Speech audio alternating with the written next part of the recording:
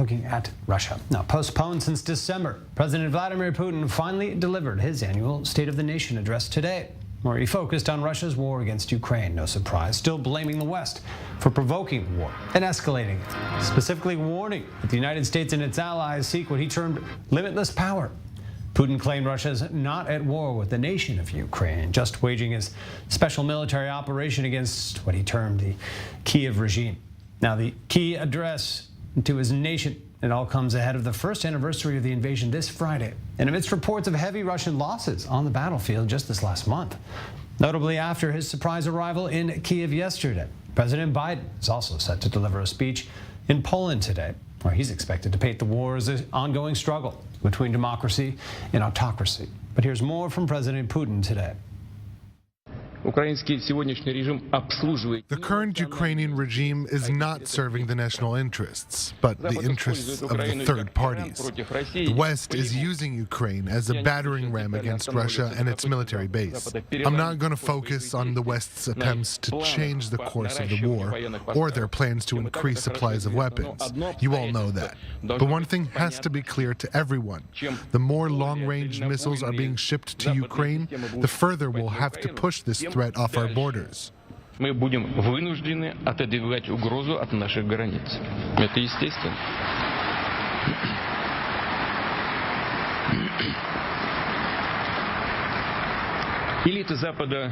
The Western elites do not conceal their goals. As they say, it's a direct quote, to bring Russia a strategic defeat.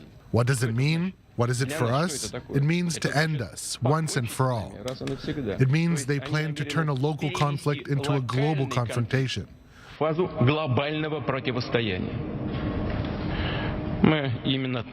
We understand it exactly like that. We will react to it accordingly. This is because, in this case, it's about the very existence of our country. Now we're joined by Dmitrii Elovskii, political commentator, editor, and presenter, Khodorkovsky Live YouTube channel. Good to have you with us again here. Look, first of all, one of the substantial policy elements that it appears came out of this, and was a lot to touch on, obviously, was that Russia's going to be freezing any progress or participation in the New START treaty that was brokered under President Obama. Is that a significant development at this point?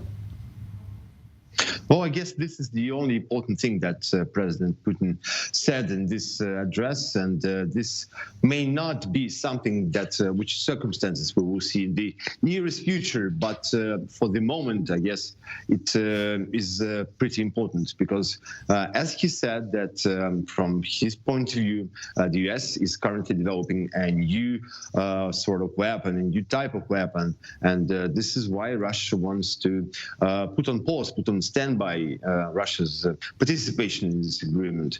So that means that Russia will try to hold some new tests of the new weapon. That sounds pretty scary, actually, to me. And again, that's what the main point. A nuclear escalation in some way. We don't know if that means on the battlefield or not.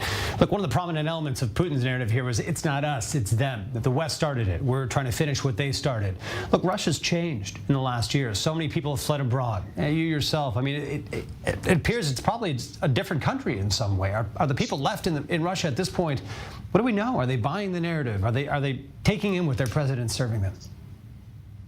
Well, I know that approximately 1 million people have left Russia since the beginning of the war. It's quite an amount, you know.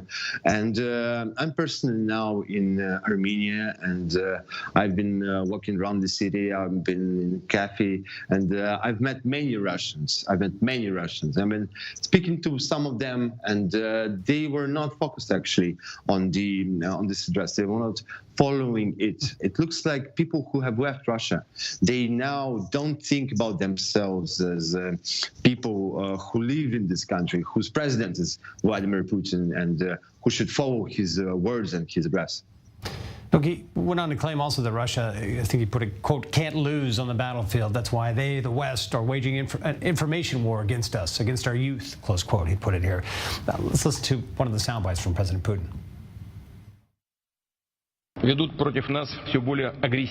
They're waging a very aggressive information war against us, and obviously their main target is our young generation. And here again, they're constantly lying, perverting the history. attacking our culture, Russian Orthodox Church and other traditional religious institutions. Look at what they're doing to their own people.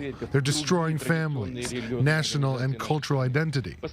We see perversions and abuse of children, up to pedophilia, which is considered the new norm, while clergy are being forced to bless same-sex marriages.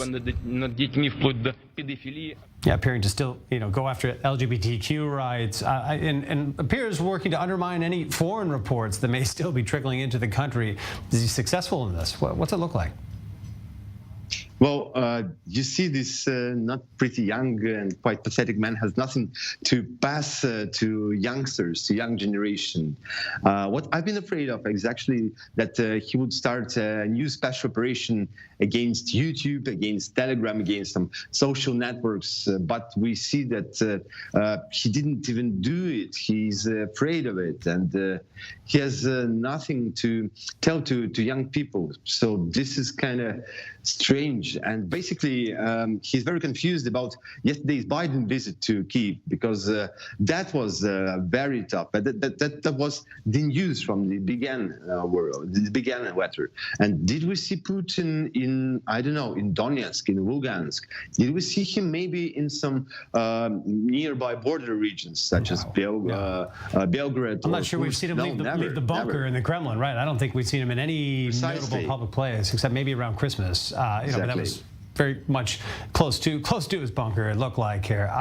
Look, he also claimed that sanctions didn't work, that they backfired. He said, quote, look at them, the cost of living, the crisis, the energy crisis, talking about Western Europe.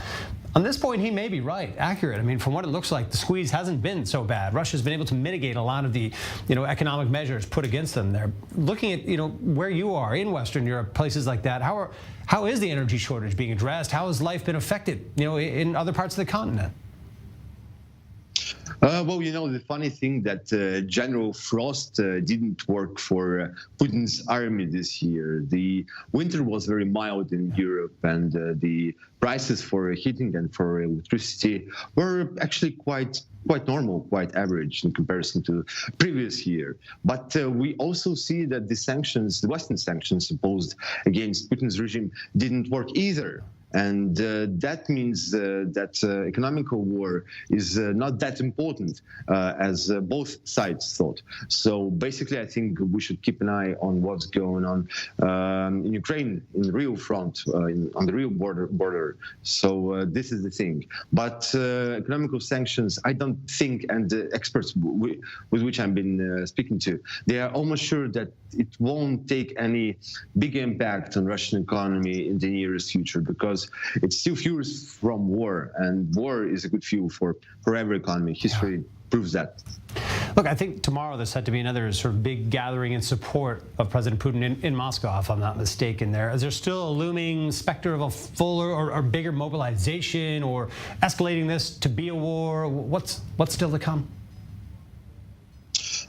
The thing is that they still don't have an agenda for tomorrow rally, for tomorrow meeting or concert, whatever. We just know that Putin will appear there, and that it will have some sort of a very patriotic sense. But what are they gathering there for? We actually don't know. From my perspective, I think that he will say about, I don't know, some maybe new federational subject, something like Novorossiya, which translates to English like New Russia.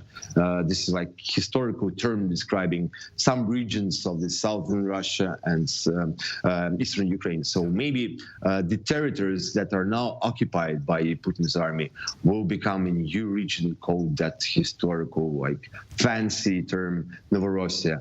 We'll see, but I don't think that he will impose some new measures, and which are quite unpopular, such as new mobilization or closing of borders or something like that. I don't think so.